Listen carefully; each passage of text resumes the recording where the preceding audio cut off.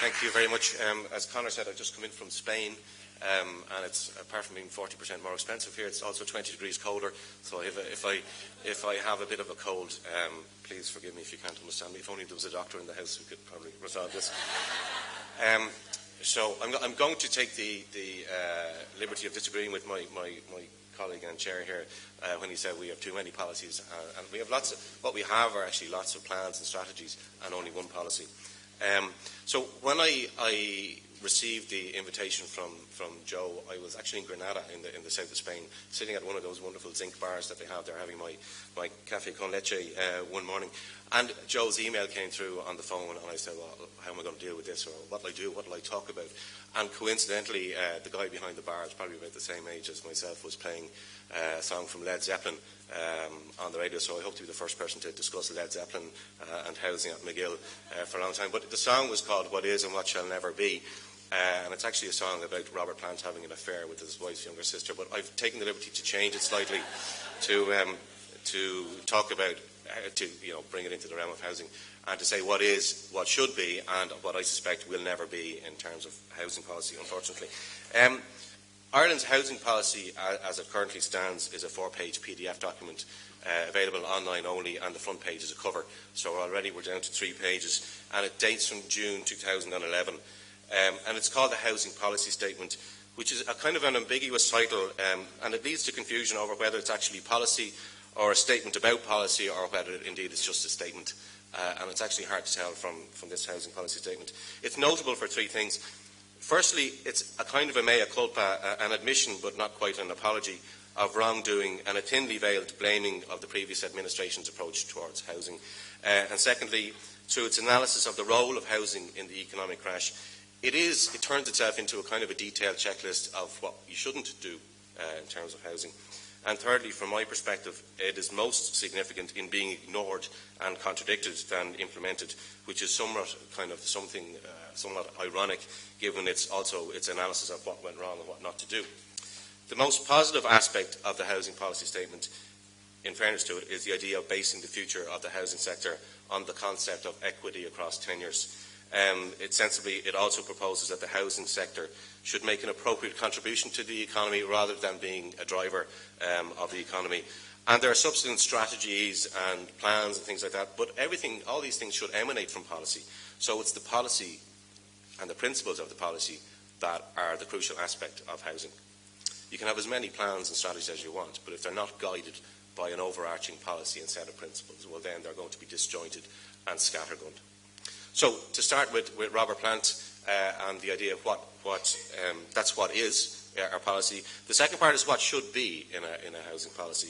And in these cases, I'm going to, myself and Ronan and Sister Stan, we would overlap slightly in some of our ideas and differ on others. So what should be in a housing policy? So although the economic role of housing in creating jobs and asset wealth generation is very important, housing plays many more roles in Irish life. You wouldn't know it from politicians, to be fair, but housing is of critical importance in areas of health, particularly mental health, in education, in human rights, in ageing, in quality of life, and in general well-being. It is also deeply embedded with the concept of human dignity, which, as some of you legal people will know, is in the preamble to the Irish Constitution. So we now have a good handle on the issues that we face in terms of housing, and Ronan and Sister Stan have identified some of them. And these are the areas that a housing policy should provide guidance in tackling. So in terms of housing, what should we do? Thanks to data from bodies like the Housing Agency, Conor chairs, we know exactly how many houses we need and what locations we need them in. So, for example, we know that from 2014 to 2018, Clonmel will need 480 houses, and the Dublin region will need 37,581 in the same period. This is a significant step forward compared to previous housing practices, where housing was provided with little or no regard to where housing was actually needed. The results of this crazy late show, one for everybody in the audience methodology, is seen in all the ghost estates that litter the countryside. We know that the supply of land isn't the total problem. There's plenty of land ready to be built upon even in Dublin. The issue is an ability and a willingness to build.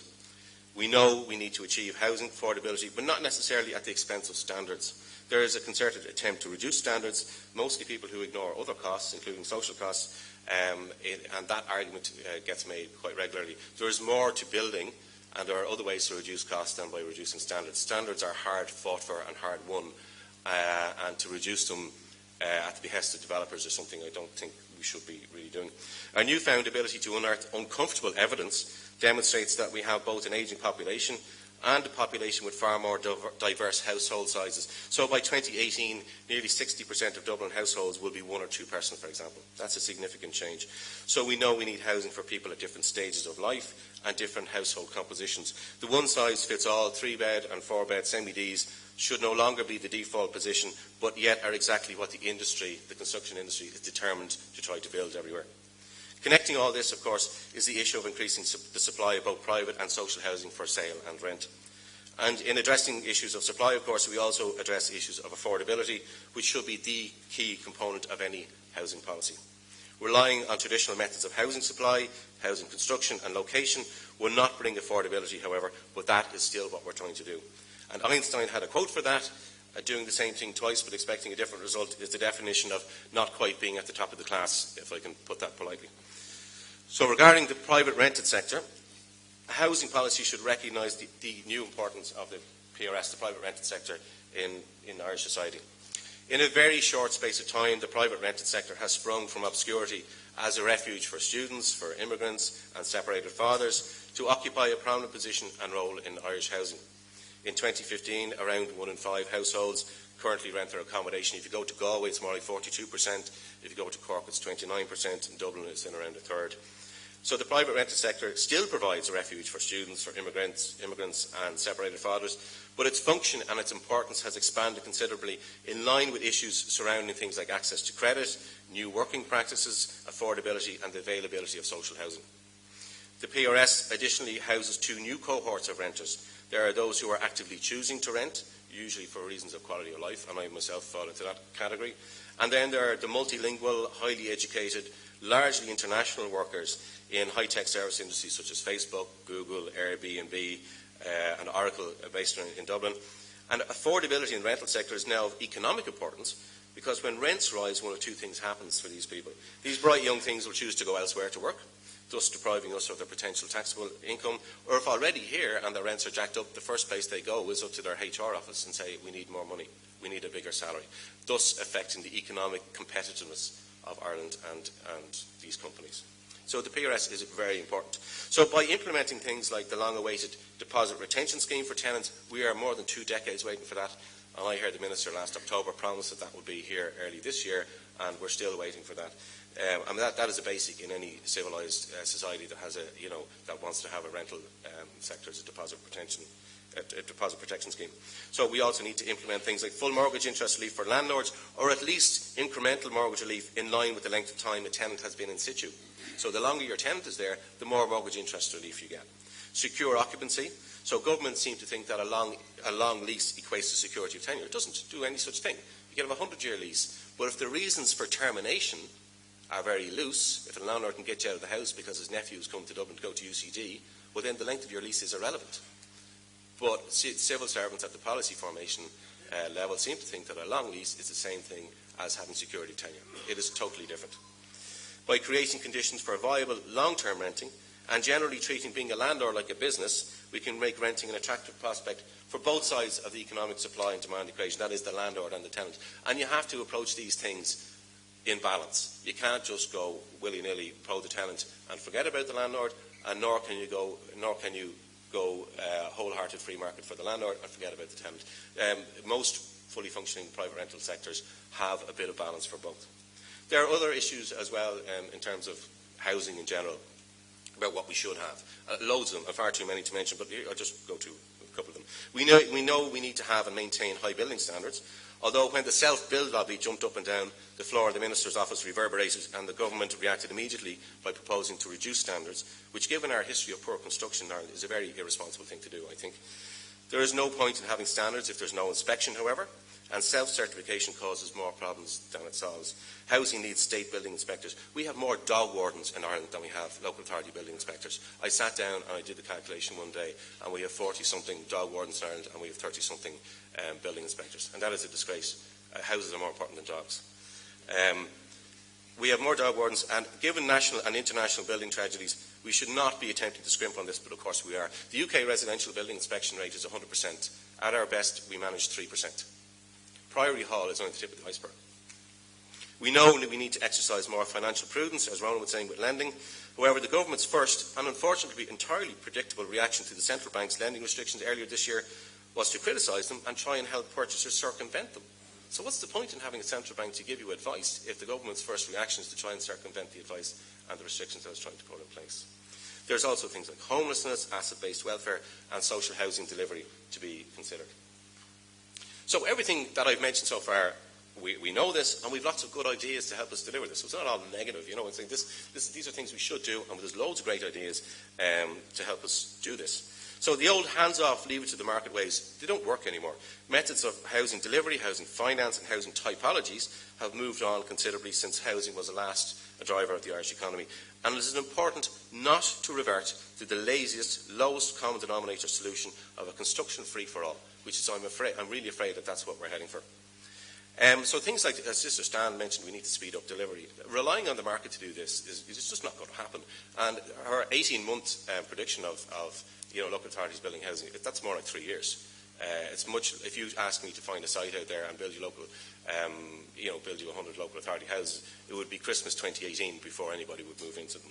So instead of relying on the market to deliver houses and to the traditional builders, by delivering housing by bundling parcels of land, where about 500 to 1,000 private and social housing units are needed at one time, we can tender in the EU for construction to build these houses using a body like the National Development Finance Agency, who manage all state accommodation works like courthouses and guard stations and schools, to control the specifications, the timing and the delivery of these housing units, and thus, by doing that, we can control affordability. And what you're doing there is you're eliminating the risk for the construction person, because in Ireland we mix up builder and developer. But if you're just hiring a builder to come in and you're mitigating the risk by taking the planning risk out of it, which is a huge part of the risk in any development, these guys will be delighted, and we've spoken to some of these construction companies in the UK, these guys will be delighted to come in and build houses 1,000 units at a time. Building 50 units, housing units in Ireland at a time, great, and it has its role, it has its place in Irish society. It is not going to make any inroads into our housing need. We need to scale up massively, and when you scale up you get economies of scale, and therefore you can build in affordability. There are also things like, and we're not even thinking about, this is what I've been working on in Spain for the last 6 months, new tenures such as temporal ownership, where you buy a property for a set period of years, say for 10 years, and you access that by taking out a loan, and obviously the 20%, because the loan is smaller, the 20% deposit is smaller, the repayments are smaller, the risk of default is smaller, and you have secure occupancy for that period of 10 years. We need these steps in between renting and owning that we don't have. And there are several of them, and this is a really good one. It tends to suit people between the age of 25 and 40. And it's a really interesting, affordable way. And yesterday the Catalonian Parliament passed our bill that we drafted in Spain unanimously to bring this in, and that's going to go to the Spanish Parliament. Now it's legal, it's law in Catalonia, and it'll be going to the Spanish Parliament shortly too, so we're very proud of that. We look at these countries, and actually I know they're far behind us in some ways, but they also can be inspired to do things slightly differently as well. So then there are things like community land trusts, and we could do it land zoned exclusively for long-term rental, something they do in the UK, and we don't do that. So will this happen? Will we get a housing policy that addresses the real needs of Ireland for the next half century rather than the needs of those with access to the ministers? Well, I'm not too sure, to be honest with you. So what will never be, the last part of Robert Plant's trilogy, there are several reasons why I think we'll struggle to produce a decent housing policy, an overarching policy. And some of these are readily identifiable, and some are a bit obscure. The identifiable ones I kind of think of as being waves, and the unidentifiable ones are like the undercurrents that drive the waves. So, in terms of the waves, here's a few things that I think are going to be a barrier to producing a decent housing policy. The power of and reverence for the construction sector in all its forms in Ireland, from the CIF to the self-builders. An essentially conservative civil service, especially at policy formation level. The challenge of evidence-led policies versus evidence-free politics. That's a big one. The influence of a dominant rural ideology on political thinking and housing policy. As with 90 years ago, rural Ireland's housing issues are first to be solved. In 1914, rural Ireland was the best housed region in all of Europe. This ideology is also in total conflict with Ireland's rapid rate of urbanisation. So we have political thinking that is dominated by a rural ideology, but what's happening on the ground is Ireland's urbanising rapidly, and the guys will talk to you this afternoon about how that's going to happen. We have a preference for light touch regulation, finance and building standards. We have the constant preferable treatment given to home ownership and the reliance on the house as a welfare asset, particularly in terms of health and things like the fair deal. A lack of creativity leading to a constant reversion to outdated but familiar practices, back to the same old methods of delivery. A Dáil where parochial kindness too frequently passes for political debate. A fear of cities, and a reluctance to countenance real urbanisation, the individualisation of housing and the consequent reliance on family patrimony to house people. Here's a site, or here's a deposit for a house. A preponderance of poorly educated politicians compared to our European neighbours. At any one time in Europe, about 1/3 of all Prime Ministers have a PhD. We've had one, ever. And that's not academic snobbery. There's a lot of benefits that having a PhD brings to people, including a respect for evidence. That's the easy stuff. Then there's the undercurrents, or the things that drive all these waves. And here it's interesting that Ireland has more in common with Southern Europe than Northern Europe. For both Southern Europe and Ireland, the driving impetus has always been to protect, to facilitate and extend home ownership. For example, the housing policy statement's drive for equity across tenure is ignored when the ability to buy a property is potentially curtailed by the central bank. The first response is to reach for the state chequebook to provide assistance.